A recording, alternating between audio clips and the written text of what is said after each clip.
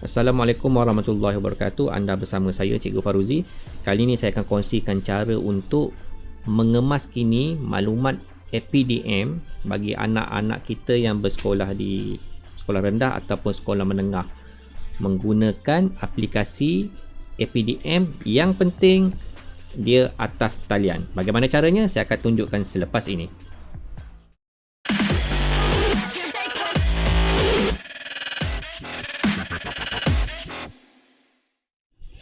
Terima kasih kepada yang baru singgah di channel saya, Cikgu EduTech. So, bagi yang pertama kali, jangan lupa tekan butang subscribe, like, komen dan share. Semoga video yang saya hasilkan ini akan memberi manfaat kepada anda dan juga rakan-rakan anda di luar sana. So, kita berbalik kepada topik kita hari ini. Ini borang manual yang tahun lepas pun masih lagi menggunakan borang ini. Saya pun tak pasti kenapa, tapi mungkin sebab kesediaan ibu bapa tu belum ready lagi lah untuk mengisi borang di atas talian. Mulai tahun ini, pada tahun 2021 ini, ibu bapa bagi tahun 2021 sebenarnya telah mula mendaftarkan anak mereka secara atas talian menggunakan website ini. Website apa nanti saya akan tunjukkan. Jadi boleh terus mengemas kini data tersebut. Bagi yang anak-anak yang bersekolah, yang daftar dia sebelum tahun 2021, maksudnya tahun lepas, sebelumnya boleh juga mengemas kini data anak mereka di aplikasi ini. Sebab setiap tahun cikgu akan beri borang lah sebab gaji berubah dan sebagainya lah. So, ini surat arahan kementerian, surat persiaran KPM yang dikeluarkan pada 11 Disember, hujung tahun lepas. Tapi kali ini saya datang dengan video, mungkin boleh membantu anda lah satu persatu untuk mengemas kini data tersebut. So, tanpa melengah masa, kita akan pergi kepada paparan ini. Untuk pertama kali login, kita perlu buka website ini, public.moi.gov.my. Kita tekan enter, maka dia akan bawa kita kepada paparan ini. Paparan pengisian ini juga sesuai untuk digunakan jika anda menggunakan smartphone. Jadi, tak ada masalah lah untuk mengisi ataupun mengemas kini maklumat ini. Sebab tahun ini kita dah biasa mengisi borang-borang online, antaranya mungkin iSinar, BPR, lebih kurang sama je. Okey, so untuk pengguna baru yang tak pernah daftar, mungkin anak yang sebelum 2021 tak pernah guna sistem ini, so kita galakkan daftar sebagai pengguna barulah. Tapi bagi yang dah pernah guna untuk daftar anak dia pada tahun 2021 ini, so kita boleh terus daftar masuk, ataupun kalau terlupa boleh klik lupa kata laluan. Tapi yang untuk kali ni saya akan tunjukkan bagi pengguna baru lah. So, kita klik butang yang merah ini, pengguna baru, saya klik di situ. Kemudian dia akan minta maklumat diri. So, masukkan maklumat ibu bapa mengikut IC lah. So, saya typekan nama saya ni. Tuan-tuan boleh naik nama tuan-tuan sama ada ibu atau bapa, penjaga utama. So, saya masukkan IC saya. Kemudian telefon bimbit, email rasmi ataupun email yang mungkin biasa anda gunakan, supaya nanti kalau terreset password kita boleh hantar sini lah, hantar di email ini. Kemudian maklumat akaun. Di sini penting tuan-tuan tengok dia kendaki cadangan dia adalah gabungan 8 ke 12 aksara. Gabungan terdiri pada huruf, sekurang-kurangnya ada satu huruf besar. Maksudnya ada satu huruf besar dan mungkin gabungan dia antara 8 dan 12. So, saya akan cuba masukkan satu. Pastikan huruf kecil, huruf besar tuan-tuan. Okey, saya masukkan satu ini. Oh, tadi saya type huruf besar ni. Saya kena perhatikan cap lock ni tuan-tuan, hati-hati sebab ini mungkin berlaku pada tuan-tuan juga. Saya buang cap lock ni, huruf besar. Kita pilih sekali, kita type sekali lagi. Okay, saya copykan, saya savekan di satu tempat supaya nanti saya boleh rujuk lah saya punya password ni. Kemudian soalan keselamatan, pilih salah satu daripada 3 soalan ni. Saya ambil warna kegemaran, jawapan dia. Okay, contoh oren. Selepas kita isi yang ini,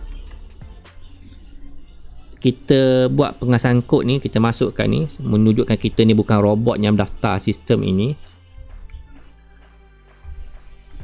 T8 CM Kenapa banyak sangat maklumat seperti ini? Supaya sebenarnya ni bukan data rasmi lah KPM untuk kerajaan, sebagaimana kita daftar IC dan sebagainya.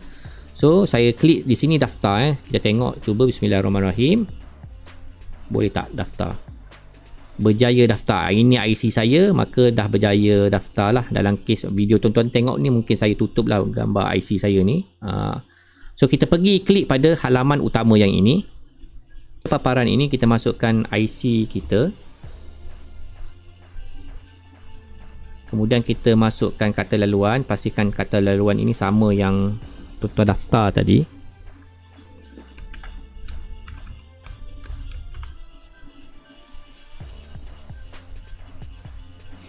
Selepas berjaya, nanti dia akan keluar paparan seperti ini. Selamat datang, nama tuan-tuan, dan jangan lupa lah tekan butang save ini kalau tuan-tuan menggunakan browser Google Chrome dan apa-apa browser, untuk simpan supaya di kemudian hari senang kita lah untuk kita buka balik.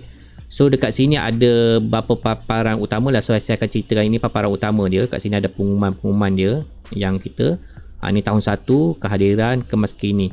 Apa saya nak ceritakan hari ini adalah, kalau kita tengok ni tahun pendaftaran tahun 1, mungkin tahun depan tuan-tuan ada anak berdaftar untuk tahun 2022 sebagainya, boleh isi sini lah. So hari ni, yang ini kita akan buat video yang akan datang lah. Cuma hari ni saya nak tunjukkan bagaimana mengemas kini profil murid. So kita klik di sini, yang ketiga ni. Di sini secara automatiknya, kalau tuan-tuan tengok nama anak saya yang sedang bersekolah di sekolah kerajaan Malaysia lah. Kalau tuan-tuan tengok kat sini, okay, ada 2 anak saya, iaitu Aiman Farhan bin Muhammad Faruzi dan juga Amal Farhan. Maksudnya anak saya ni sebenarnya seorang darjah 6, darjah 5, seorang tingkatan 3 pada tahun 2021 ni. So saya klik nama anak saya yang pertama, anak sulung saya ni. Okey, kemudian dekat sini ada maklumat-maklumat dia, siap nama kelas sekali, tingkatan 3 pun dah ada, nama guru pun dah ada ni, sebab pihak sekolah dah kemas kini. So anda perlu kemas kini satu persatu so klik profil anak jagaan tuan-tuan yang ini, masukkan satu persatu maklumat dalam kes yang ni pada ruangan yang tersedia di sinilah, yang boleh kita edit lah. Maksudnya kawasan yang tidak boleh edit ini, maksudnya pihak sekolah saja boleh mengemas kini yang ini. So bahasa sebagai contohnya, bilangan adik berapa, anak ke berapa, contoh anak kedua betul tak lahir. Kita tengok saja, sebab data ni sebenarnya dah ada bagi pelajar yang pernah bersekolah. Tak ada masalah data ni, cuma peranan kita untuk mengemas kini bilangan dan sebagainya lah, maklumat-maklumat. So kita kembali kepada paparan ini. Katakanlah anak tahun ini masih lagi 3. So 3 lah, ibu bapa tinggal dengan kita sejak berapa, sejak dia dilahirkan pada tahun 2000. So kita tekan simpan, habis, selesai satu bahagian. Kemudian kena buat pengesahan. Okey, tekan OK. So kita pergi kepada kembali pada paparan depan tadi balik. Alamat anak jagaan. Kita tengok alamat, mungkin berubah tahun ni, kita sudah berpindah sebagainya. Kita masukkan maklumat, juga tekan simpan. Okey. Yang ini jika surat berbeza lah, alamat surat menyurat berbeza. So kita masukkan yang lain lah. Yang ni saya gunakan alamat yang sama. So kita tekan kembali. Kita klik lagi nama anak kita yang sulung tadi. Kemudian pergi pada maklumat penjaga. Yang ini biasanya akan berubah lah. Contoh dari segi biasanya gaji, jawatan dan sebagainya. So saya akan kemas kini yang saya ini, sambil-sambil alang-alang buka ni kan. So saya tengok dulu nombor telefon rumah tiada. So kaki tangan kerajaan, kaki tangan awam, mana membajikan, yang ni saya ubah sebagainya. Yang ni tak berubah sangat lah saya. Ni gaji ni. Gaji ini tuan-tuan perlu isi maklumat yang tepat lah. Sebaik-baiknya maklumat yang tepat, betul, supaya nanti memudahkan lah. Yang penting memudahkan tuan-tuan untuk mendapat, bukan bantuan. Kalau tuan-tuan selayaknya untuk dapat bantuan, nanti dia akan kira secara automatik lah, secara per kapita sebagainya, mengikut bilangan tanggungan dari sinilah. Okey, bantuan kuam dan sebagainya yang ada di sekolah. So kemas kini gaji ini dan bilangan tanggungan berapa. Kemudian penjaga kedua, yang ini maklumat isteri kita lah pun dah ada. So kita kemas kini saja. Jika perlu tukar, tuan-tuan tukar sini status penjaga sebagainya. So macam ini saya maklumat lebih kurang sama saja. So saya kita selepas selesai kita ubah, kita tekan simpan. Kemudian buat maklumat perakuan, tekan kembali. Yang terakhir ini adalah perakuan maklumat. Yang ini penting. Sebelum tuan-tuan selesai kemas kini, yang terakhir ni perakuan ni macam biasalah, apa-apa borang-borang LHDN ke apa, yang penting kita mengaku bahawasanya maklumat yang kita berikan ini adalah tepat benar. So tanda tik yang ni lah.